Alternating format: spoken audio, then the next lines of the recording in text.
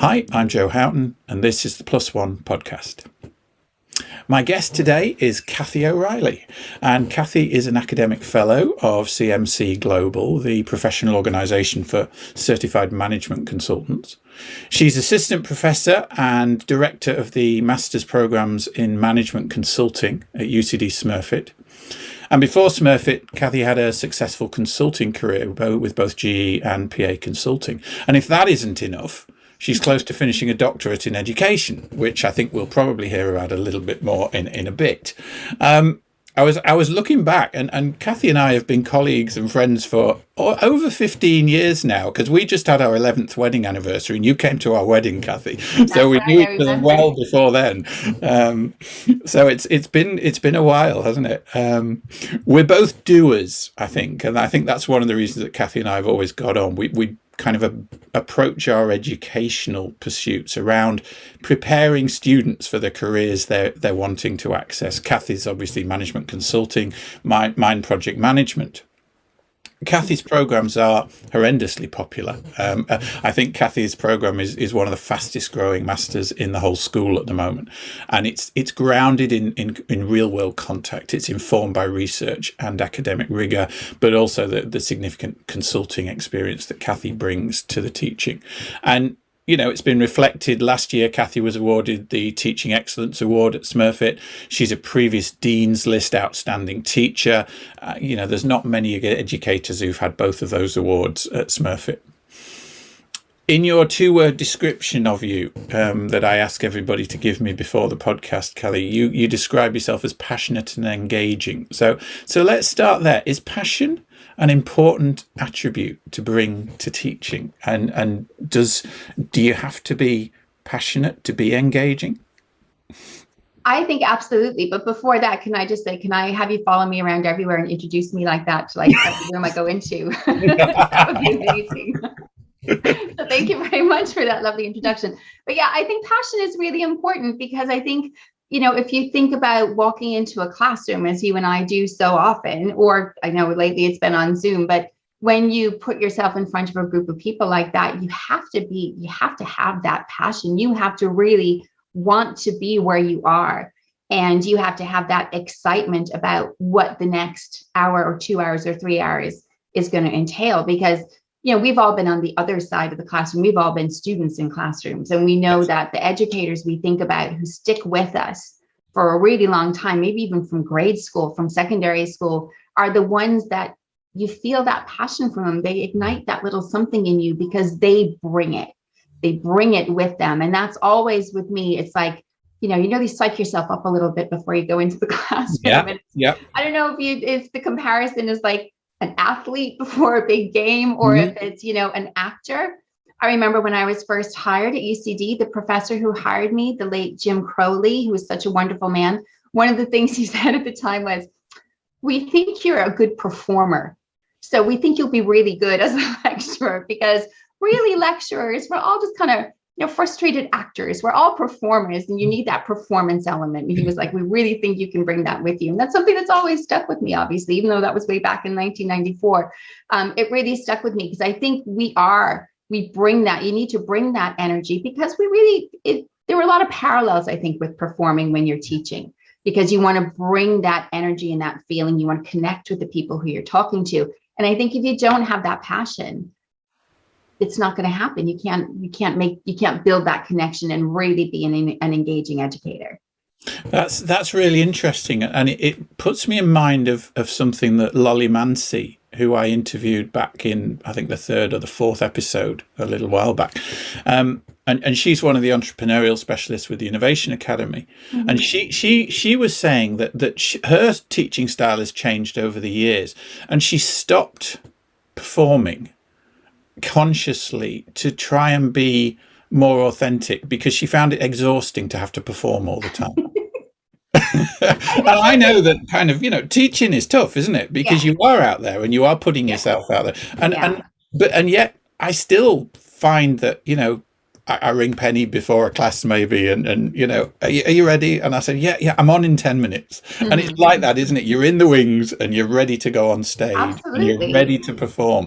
it doesn't necessarily, I think, mean you're not being authentic to yourself. You're not bringing I you. think there's a difference to be made there, or, you know, a differentiation between performing and acting. Like, we're not pretending, you Yes. know, so Yeah. performing, I guess, and I hadn't thought of it that way before until just now, but it's like, it's not that you're pretending or you know, it's that you're bringing that energy. It's bringing that energy to what you're doing. So I think it's performing in that sense. And I know there's a lot of criticism at the moment, or kind of talk about this idea of edutainment. Yes. You know, what are we there to entertain our students? Are we there? No, it's not that we're entertaining them, but we do want them to be interested. You know, we want to spark their interest. We want to keep them engaged. We want to keep them listening and learning while we have them in the classroom. So I see your colleague's point about, you know, if you overperform, but that to me would be more like if you're pretending, if you feel like you're pretending or you're acting, like that's not like, I'm not pretending. That was the word. That was the connection I'd missed. Thank you for that, because that's now linked it. Yeah. Yeah, because you know, I think it's that idea that, you know, we're bringing our authentic selves into the classroom, but that's also because for you and I, Joe, it comes natural. You know, at this stage, it comes naturally, but at the same time, we have to get ready for it. As you said, you know, we have to prep ourselves, or to get the game face on. We have to really be ready. And you're like, oh, I'm on in 7.5 minutes. I have to. So I think that's the difference there, that it's not performing for the sake of performing, or to, again, bring that pretending element. The authenticity, I think, is there. Yes. But in terms of really connecting and engaging with the people who you're talking to and getting them to really come on board with what you're saying, it's making that connection. And that connection is a lot easier to make when they want to listen to you, I think. Yeah, that's great. Well, that segues beautifully into kind of the first question. And this is kind of, how do you see your role as an educator? So you're bringing you're bringing your experience, both academic and commercial and stuff. How do you bring that to the students, and talk about that? My focus as an educator, if you want to be all official and academic about it, you could say I come from the social constructionist view, that every learner in that classroom brings their own experience and their own lens into the classroom. So you have all these different people from different backgrounds, and yes, they're coming to learn a topic from you, or, you know, they're all there for the same module or the same program or whatever. But every single person brings their own individual kind of flavor to it, their own way of learning, their own way of thinking that could be influenced by their culture, by their background, where they studied before. And for me, walking into any classroom, whether it's undergrads or postgrads or exec ed or corporate training or whatever it is, we have to be very aware of, you know, who we're talking to, and that we have this real mix of people and learning styles. And for me as an educator, it's about how can I present this group of people with a topic in a way that they can relate to, and in a way that they can learn from. But it's very much, it's not like, you know, I'm there as the know-it-all expert just talking at them and saying, here's all the things you need to know about consulting. I see it much more as I'm there to facilitate their own learning. And the way I talk about it, especially when I bring in some of the experiential learning techniques and methods that I use, the way I explain it to my students is that, you know, I'm there to guide them. I'm not going to tell them what to do or how to do it, but I'm going to help them and guide them through the process. So I think the metaphor I use a lot is that I'm like a Sherpa. Yeah, I love this. I hadn't heard this one before. So. Yeah, I found that. I was doing some research in my doctorate. I found that analogy. I'm like, whoa, that is so me. That is exactly my style of teaching. You don't look like a Sherpa. You don't. I try not to. I'm like an undercover Sherpa. But, so I'm a Sherpa, and that what I say to them is, you know, I'm not going to climb the mountain for you, but I'm going to show you where the path is, and I'm going to do my best to make sure you don't fall off the cliff, you know. So it's getting them there, it's supporting them along the way, but it's not doing it for them. You know, it's their learning experience, and they're responsible for their own learning in that way, you know, but I'm definitely going to create an environment that's going to help them to learn, if that makes sense. So it's about that, creating the environment and facilitating the learning, rather than, you know, just me talk to them and saying, here's what you need to know, write it all down in your notebook kind of thing. Although that happens a little bit at undergrad teaching, doesn't it? So sometimes when you're teaching undergrads, like they write down everything you say. You can get as if it's like tablets from the mountain. Yeah, it's crazy, isn't it? Yeah, so you got to really entertain them. That's more about entertainment probably when it's undergrads. But definitely it's that, I'm facilitating that learning because they're all bringing their own experience. They're all going to learn in a different way, but they're all going to be engaged in that learning process, and they're definitely going to learn from it. At the end of that process, they're going to be different from when they started the process. And that's my view of my role as an educator. Before we started this today, and I'm going to come back to something you just said about 2 minutes ago in that little segment. But before we started today, we were talking about imposter syndrome. and you were saying, why do I want you on the podcast? Because I don't do anything innovative. And one of the things that I've discovered over the last couple of years as I've started to look into T&L, teaching and learning, is that experiential learning and the application of experiential learning isn't common. It should be, and it's definitely in the literature as best practice, and it's a really good way to get people involved and learn and scaffold and frameworks and all that kind of stuff, but it doesn't seem to be common. But you've always done it, and I've always done it. I know, and that's the thing. Like we've always it comes, of course we teach that way. Doesn't everybody? And then you soon realize no, they don't. No. But I think that's part of who you and I are, Joe. As you said earlier, like the way that we both have backgrounds in industry. The programs we teach are very much focused on particular careers. Yes. Like there's a lot of talk at the moment about higher vocational education. So higher education having that more vocational element to it, because a lot of times people come to us at the Smurfit School because they want to get that specialist experience that will help to lead them into a career, to make a transition into a career as a project manager or a management consultant, right? So for us, I know that comes very naturally, but you can see that it's not the same for all educators. And that's actually one of the reasons I started on my doctorate in higher education. Like I knew that the way I taught was a good way to teach, like I do. I'm like, you knew it inside, but you wanted some validation here. Exactly. It's working really well here, but you do take it for granted when it's something you've done for so long. You're like, oh, isn't that how everybody does it? And then you realize, this teaching with real world projects and having those links with industry and bringing industry into the classroom, like my whole thing at the moment, the area I'm studying is about, bringing that workplace learning into the classroom instead of like farming our students out on internships to get those practical skills. Why can't we help them get those practical skills along with the academic knowledge that they're acquiring, right? Okay. So you and I, we naturally think like that, I think, because of the experience that we have had. So coming back from bringing that experiential lens to what you do.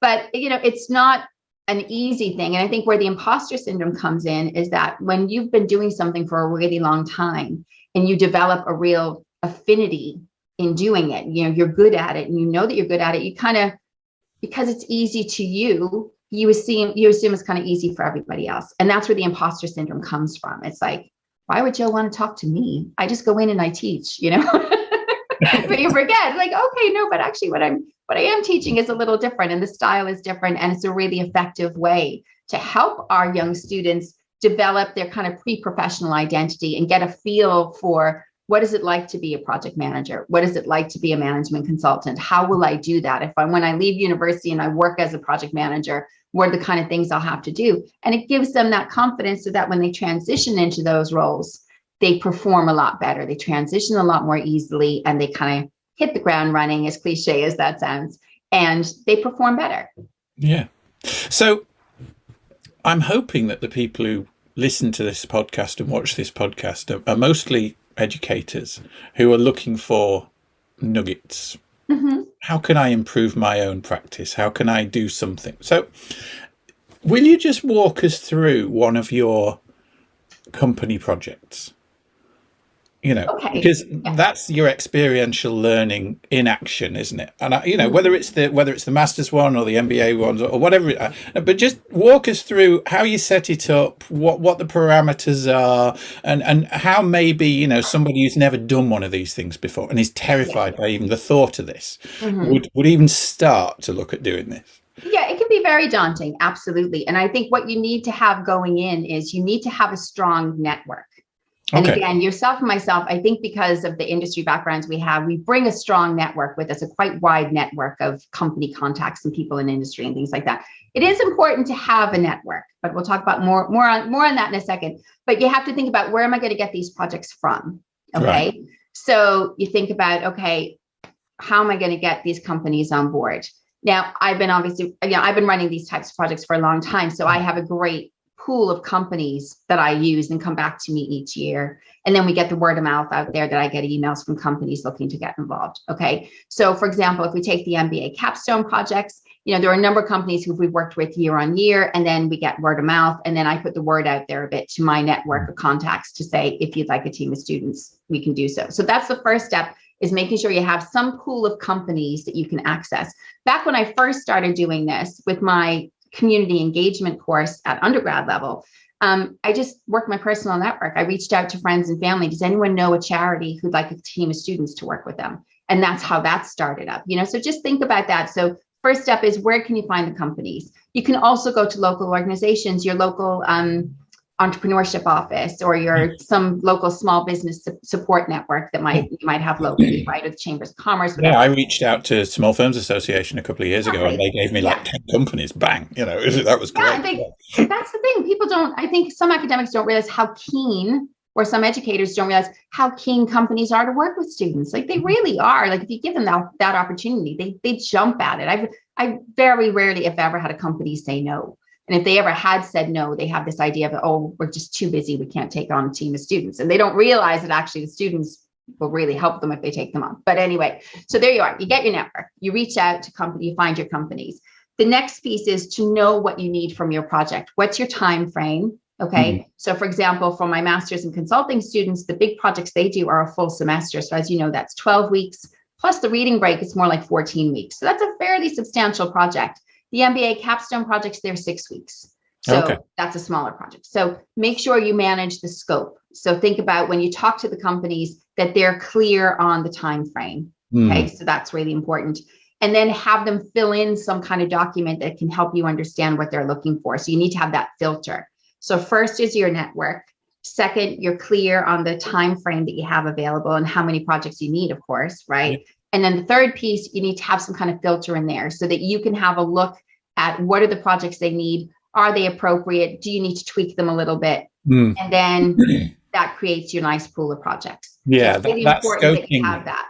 that scoping piece early on is really important, isn't it? That's my It first is. that's my first hand in when I do these types of projects. Mm-hmm. 2 weeks in, Mm-hmm. the teams have to have an agreed scope, which I then Exactly. review and say, this is too big or this is too small or whatever. Yeah. And what I do a little bit of that with the companies first. Yes. There's a little bit of scoping done initially, and then the teams finalize the scope.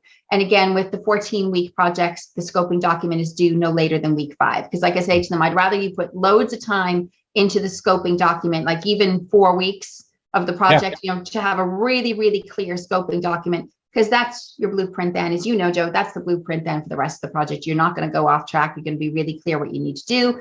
The clearer you are about the scope, then you can do your work breakdown structure. Then you can figure out you can have your Gantt chart going, whatever you need. So that's going to help you along the way. I said, and because again, what I find, and you probably see it too, Joe, is that a lot of times the teams just want to jump right into the project.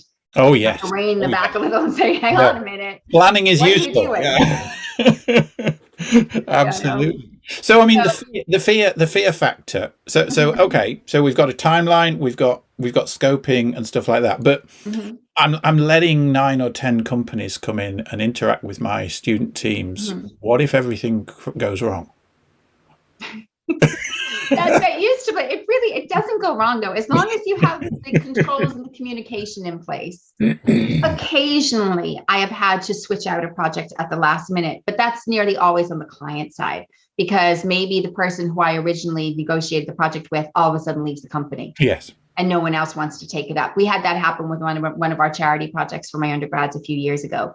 And then the reverse of that, there was another client that, even though they were a charitable organization, or they're one of a fairly big, well-known charity, and they were like killing my students. Their expectations were just ridiculously out of whack, despite what I had spoken to them about before. And they were just putting way too much pressure on the students, expecting them to do way too much. We kind of had to take a step back and say, look, this isn't the right kind of project for you. Maybe we can help you do that with another group of people, but for this, we need to do something different. So, if there is a problem, it's usually on the client side. And the only way you can manage that is through communication, but you can't always even manage it, even with the best communication. Things happen, people change, the strategic priorities of the organization might change. But to be fair, it's very rarely on the student side that those problems happen. And if that kind of thing happens, presumably you mine that as a learning point, do you? Yeah, you see, well, what happened? Will we use that company again? Like, is it that there was just a little blip? Why was that? Was there a miscommunication somewhere? So you try to do your learnings about it to say, okay, how can we stop that happening again? But it's genuinely, Joe, it's so rare that we have to pull a project back, or that there is an unsuccessful unsuccessful. How do we define success in a project, right? Well, yeah. But, so unsuccessful for whom? But there's very rarely a big project shakeup like that, like a big, like insurmountable hurdle or roadblock or whatever. You did GE and PA consulting before you kind of came in and started teaching as a professor. But you mentioned charities there and social enterprise and stuff. So you that's one of your undergrad modules, isn't it? What's charity got to do with business? Yeah, that's a good question. It's a great way for students to learn. So there's a whole movement all about community engaged learning. And we actually have a great group at UCD called, all about community engaged learning and teaching. And it's a wonderful way to help universities to give back to the community while their students learn at the same time. So the course I run is called Service Learning. And it's about doing a business project for a local nonprofit or charity. And the great thing about that is that, as we know, the charitable sector is under so much pressure at the moment. There have been a lot of, there's been a lot of impropriety within the charitable sector that has really affected the whole charitable sector.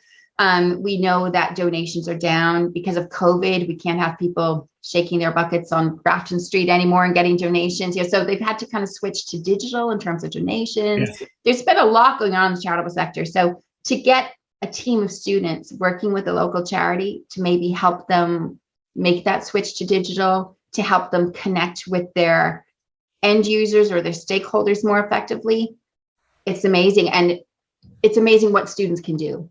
And what I often get is, because it's undergrad, like my undergrads will say to me, what can we do to help this charity? How can we help them? But especially over the past few years, what a lot of charities need help with is social media. What do undergrads know about? Social media. So it's the perfect matchup, really. It's the perfect matchup. And they just help them to understand different social media platforms. Which ones should they use? How do they connect? How do they say, how do they navigate that whole social media environment? And it's been really, really effective and really helpful. And what's the students' response when they're presented with this as a challenge, as an opportunity? What do you normally get from them? Fear?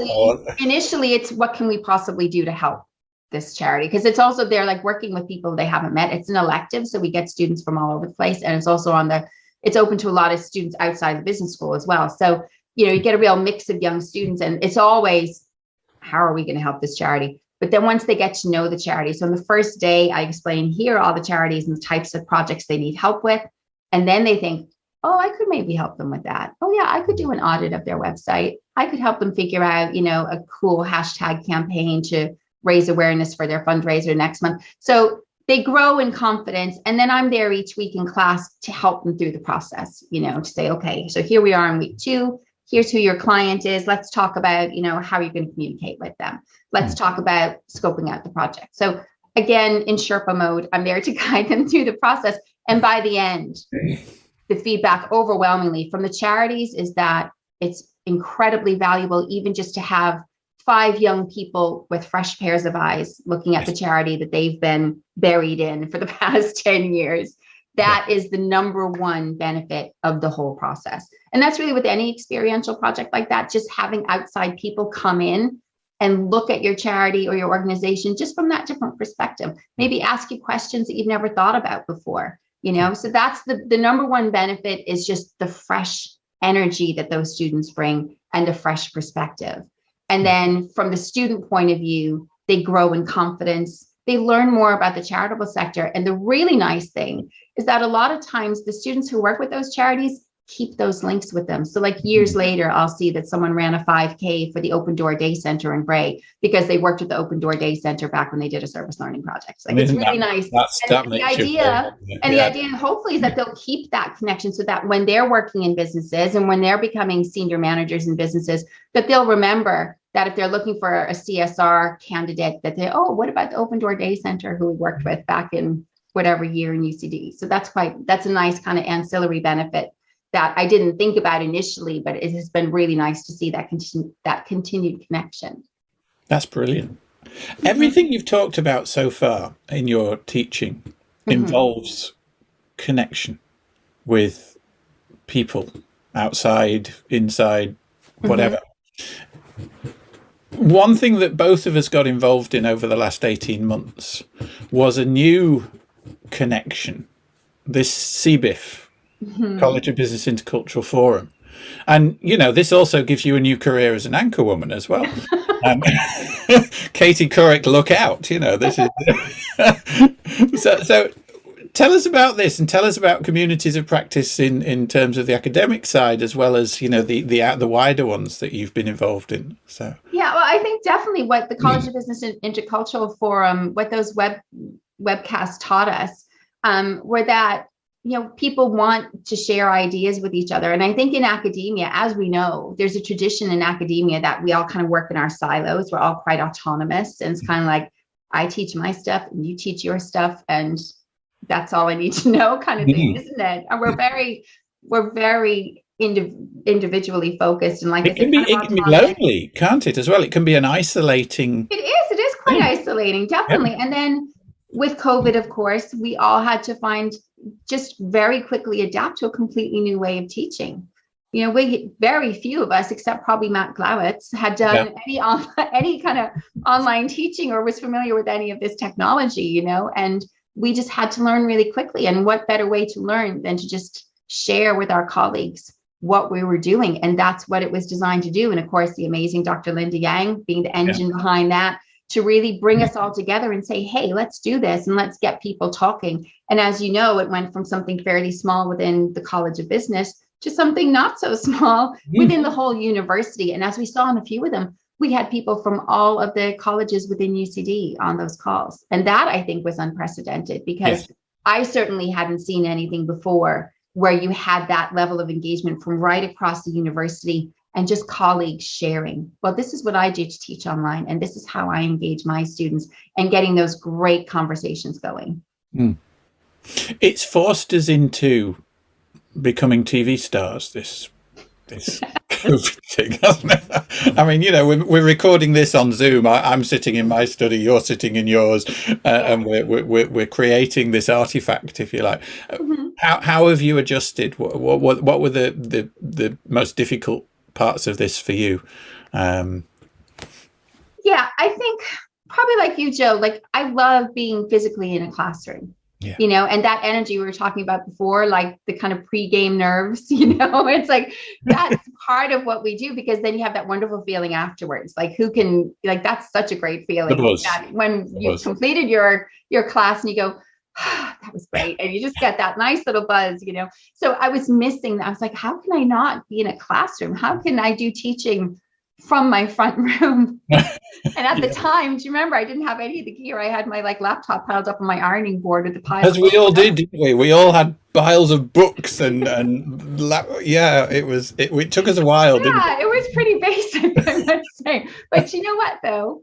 We figured it out. We shared with each other and we got tips from each other and figured it out. And in a funny way, I feel like in a way, Zoom created a level of intimacy, surprisingly, that you mightn't even get in a classroom. So as you know, we had big class numbers this year, Joe. So my master's in consulting, we had 75 or 76 students. Yeah. So that in a classroom.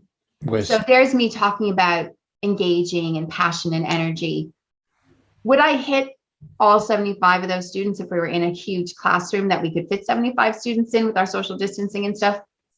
Maybe, right? But I think on Zoom, there's this thing that, you know, you feel like you're talking directly to each other because you're looking right, like in a classroom.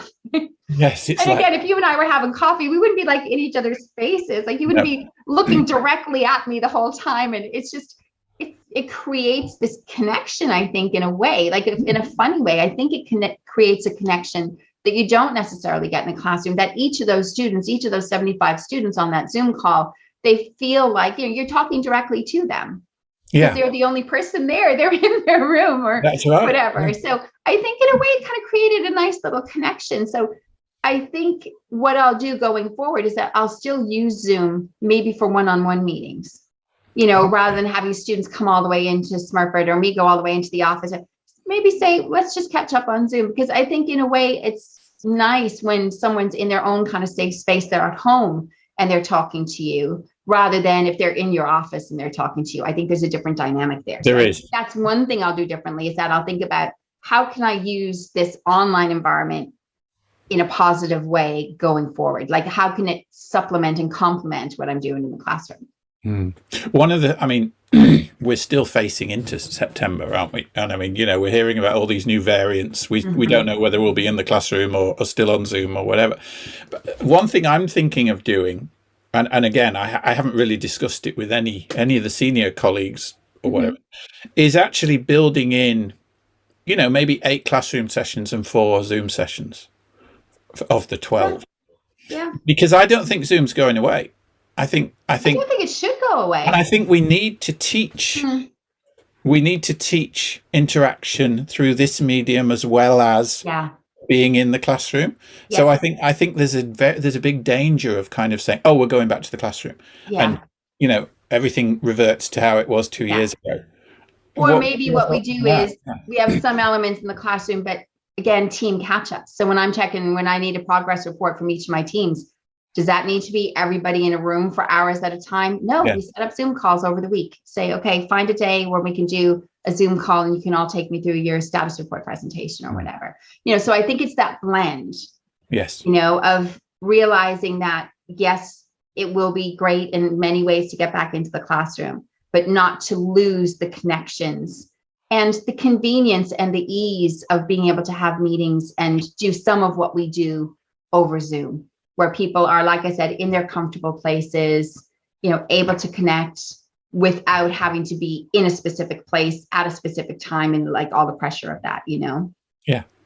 Yeah. And I mean, I haven't worn a proper pair of trousers for a year. You're wearing trousers, Joe. You're wearing trousers, that's okay. But yeah, like I have shorts on right now. Well, it's too hot, isn't it? Yeah, it is. It's crazy. It's very warm today. There are some freedoms, aren't there? Yeah.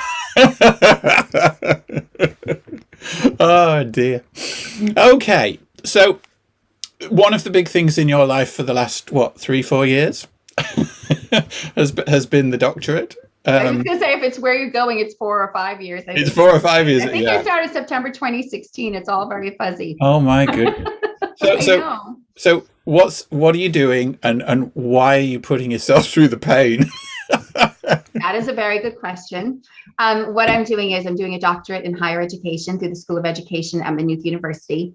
And the reason I wanted to do it is, like I said to you, I know that the way that I teach is a really effective way of teaching, the way that you teach also. Like, I know there's something to that. I'm like, I know that I teach really well. I know from my students, they learn so much through the teaching methods that I use. So I wanted to understand them better. So it's a real, but the scholar practitioner, I want to say, what is it about what I do that is so effective, and how can I find out more about it and understand it better so that I can help other educators?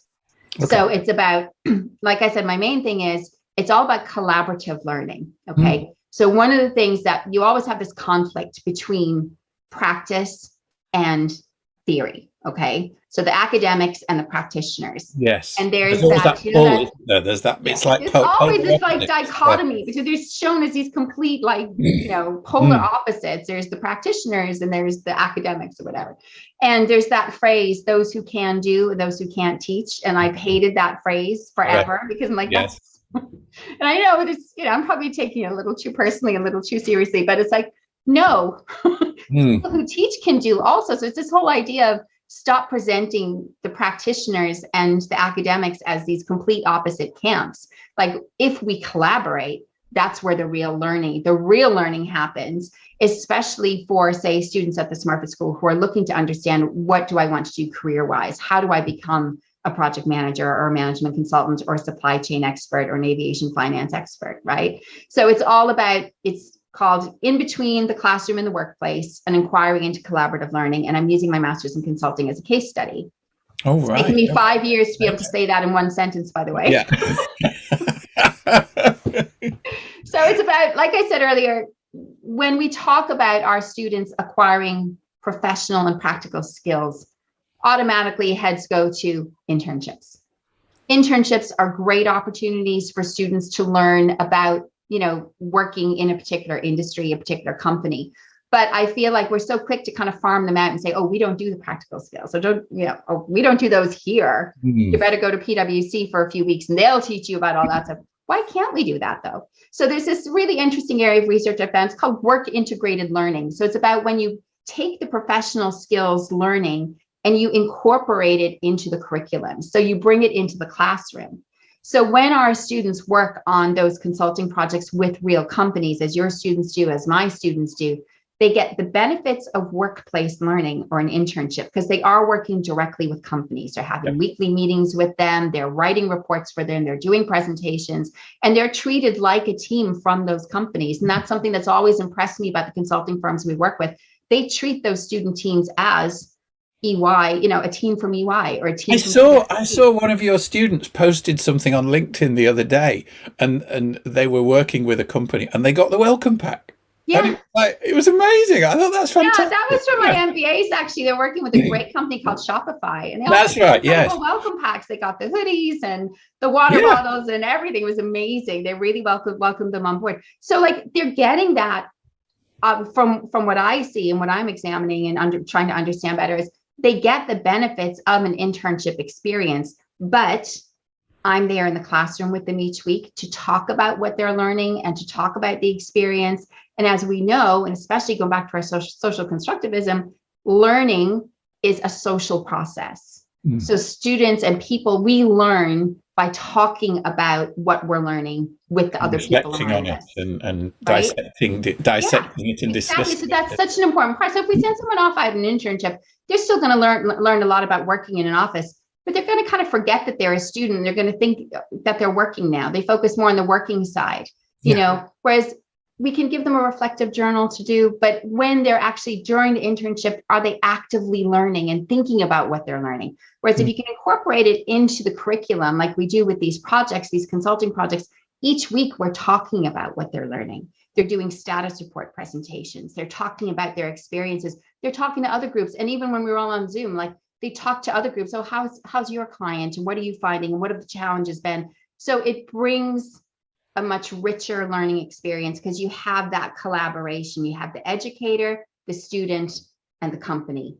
And that's exactly what I'm looking at. So it's when you bring those three groups together, these three stakeholder groups together in a collaborative learning environment, what does it look like? Right. What do they all bring to the process? But what do they all learn? We often think about, well, what are the students learning from it? And the focus is all about what do students learn from these practical learning experiences? But the companies learn too, right? Yes. The companies learn. Yeah. Huge. Absolutely. And educators learn. We learn. We learn about teaching and learning through this process. The students obviously learn that blend of the academic and the practical. They learn what it's like to be a consultant, but they also learn from, again, the other group's experiences, et cetera. And then the companies learn, like they've said to me, what a great experience it is, say, for some of their middle managers. to work with a team of students, that really adds to their managerial skills and their managerial development, because they're now working with a team of students and collaborating with them. So it's learning for them also.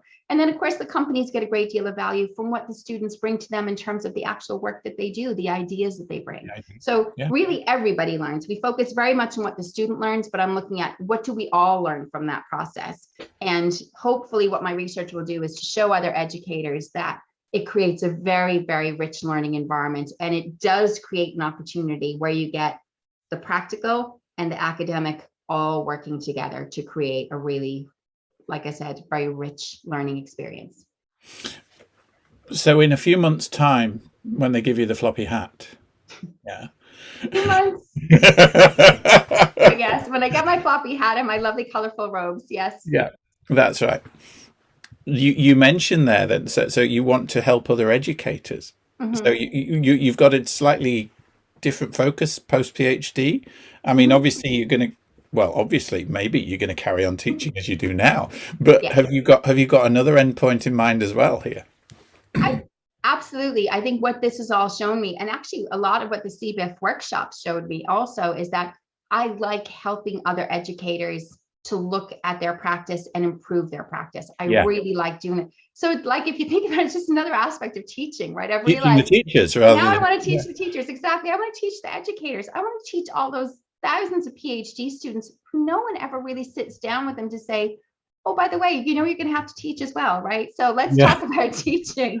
Yes. I don't think, to my knowledge, they don't really do that. And I'm like, okay, there's a gap right there. But then also the whole area of kind of curriculum development and teaching methods. So definitely I see myself pivoting a little bit. I'll always want my teaching and love my teaching and want to keep that also. But I'd also like to look at maybe that idea of curriculum design, advising other educators, and maybe at some stage, maybe working with other bodies like the Higher Education Authority or the Universities Association or somebody like that. Yeah, I interviewed earlier on this week Thomas O'Rourke, who's the CEO of the Teaching Council. I must put the two of you in contact because that would be a good contact. Fantastic. Well, that's really interesting. So, I mean, that's going to be a slight career pivot then for you, really developing that into a new area for yourself. But I mean, it's a natural one. As you have. I'm just so interested now in teaching and learning. And again, I think you and I realizing that, you know, what we do is rare enough, you know, like there are other people who want to teach the way that we do. And I think the other thing is students want this too. Students come to us wanting these practical experiences and this experiential learning and the ability to do this kind of hands-on stuff, engaging with industry. So fortunately, there are ways to make that a lot easier. So for example, I recently discovered a platform called Ripen. And that was designed to connect university professors and students with companies to complete these experiential projects. And it's a whole platform where you can track the projects, you can manage them. I'll introduce you to it, definitely. I'm piloting it a little bit at the moment with my capstone projects, but it's a great platform where the employer, the student, and the educator can all have visibility of what's happening on the project. But also it's like a marketplace where if you're a company looking for a group of students, you go on to Ripen, you put in some keywords and you find some students who are available to do that kind of project. And of course, because it's online, you have that global reach, which is exciting too. So that's really interesting. It is, and it keeps track of all the experiential learning hours. So say if UCD, if you were using Ripen and I was using Ripen, what it would do was clock up, okay, between our two courses, students have completed 523 hours of experiential learning in the past term or whatever it was. So it's a great way to really facilitate that. So the challenge, as we said earlier, going back to what we said earlier, the challenge of doing these kind of experiential projects and real life projects is bringing them on board, filtering them, managing them going forward. And that's what a platform. There are other platforms too. I think Ripen is a really good one. And no, I haven't bought shares in them, although I probably should because they're amazing. But anyway, that's another thing. That's not official advice or anything. But it's a great platform because it's going to will make it easier for more educators to bring that type of experience into it. And then the other feature that I think is great is that any student who has completed a project on Ripen gets their own page on Ripen that they'll always have access to, that will show the projects that they worked on and will show feedback from their clients. What a brilliant idea. So that will make it easier for everybody, I think. So I think the more, we're all realizing the value in this type of learning. And now it will become easier, I think, as very clever people like the people behind Ripen facilitate that and make it easier. That's fantastic. And I mean, I love the global element as well. I interviewed a lady called Stephanie Doscher a few weeks ago, and she was one of the keynote speakers at one of the UCD seminars earlier on in the year. And she runs at Florida International University. She runs this program that connects educators with students looking to do projects with other educators and student cohorts around the world. So I'm looking for probably January next year to run a project with my set of students, with some other set of students in maybe Colombia. Amazing, isn't it? Really, the fact that we can do that now, and it's just, let's make sure we harness those kind of opportunities, because it is so global now. And how incredible would that be for your students to be able to work with a team of students from another country on a project? That's what I think. Yeah. And I mean, but what I love about your doctorate is probably, I think that, and you thought that before the doctorate, and now you know it, and because you can connect the proper dots, and you've got the backing and the backup and stuff. So yeah, it's that's going to be really interesting. You're going to have to let me read your thesis, Kathy. Oh, wonderful. You read the abstract. I think that'll be enough for you. The abstract, and then jump to the conclusions. That's what we all do, isn't it? So yeah, the smart reading. Yeah. Exactly. So you've alluded to your +1 already a little bit, but let's just round out the hour with the +1, and your key +1 is get to know who you're teaching.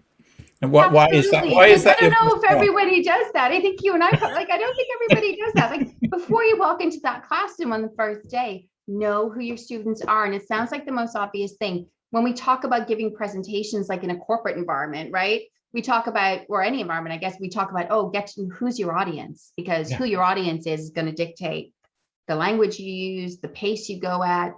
So much about your presentation is affected by who your audience is, right? Or influenced by who your audience is. I don't know if we think about that, though, in an academic environment. All of a sudden, when the presentation is in a classroom, do we ask ourselves that question? Because we're kind of like, oh, my audience is my students.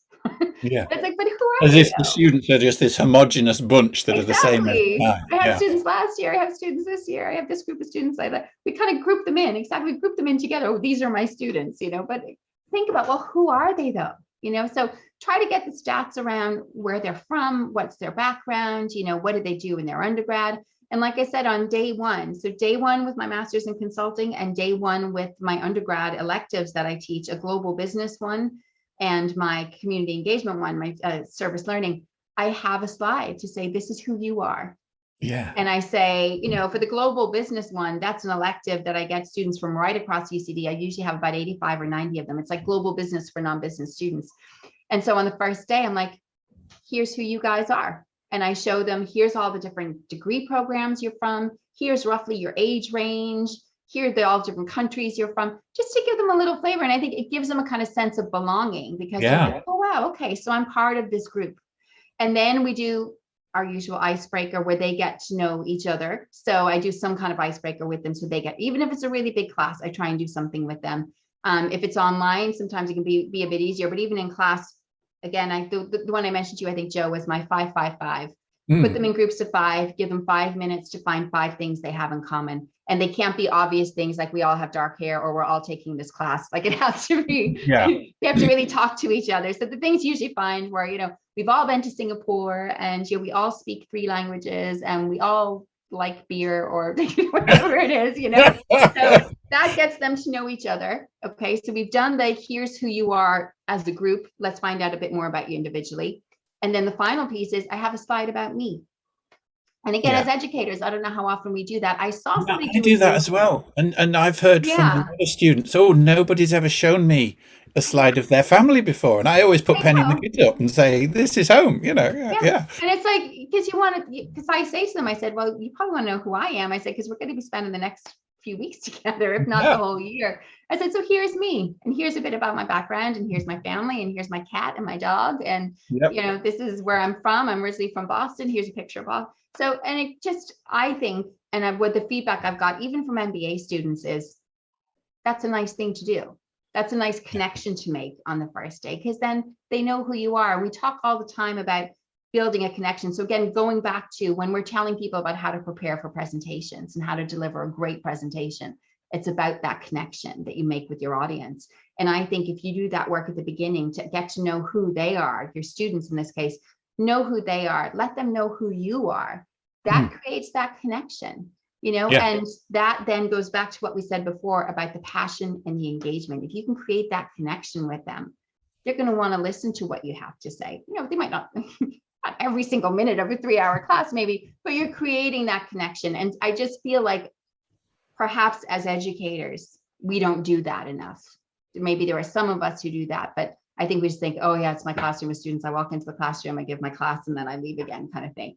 But it's about really understanding who they are and building that connection. Like I said, sometimes, again, if it's a group of undergrads, or again, our students at Smurfit are, early 20s, know a little bit about what's going on in their world, know a little bit about pop culture, know a little bit, what TV shows are they watching, what influences are there.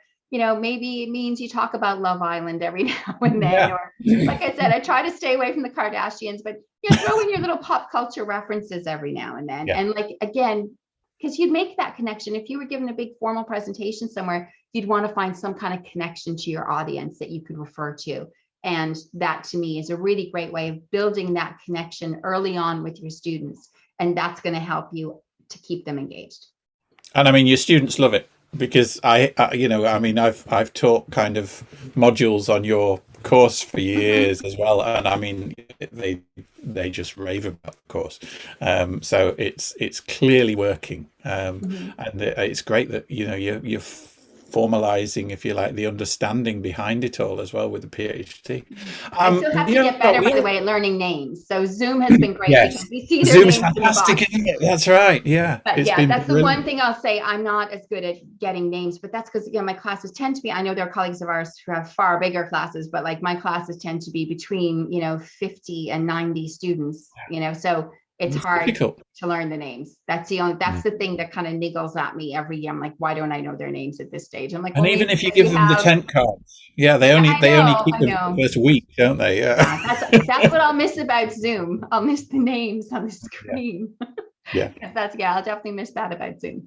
Fantastic. Well, look, I don't want to take too much of your day out, and we're pretty much on the hour, so I think we'll draw it to a close there, Kathy. But I mean, that was a super hour, and it just flew. So it did. I can't believe it's an hour. That's crazy. Yeah, thank you so much for taking the time. Thank you so much. Like I said, don't really know why you wanted to talk to me, but there you go. Okay. Well, Kathy O'Reilly, thank you for coming on the podcast. Thank you so much, Joe.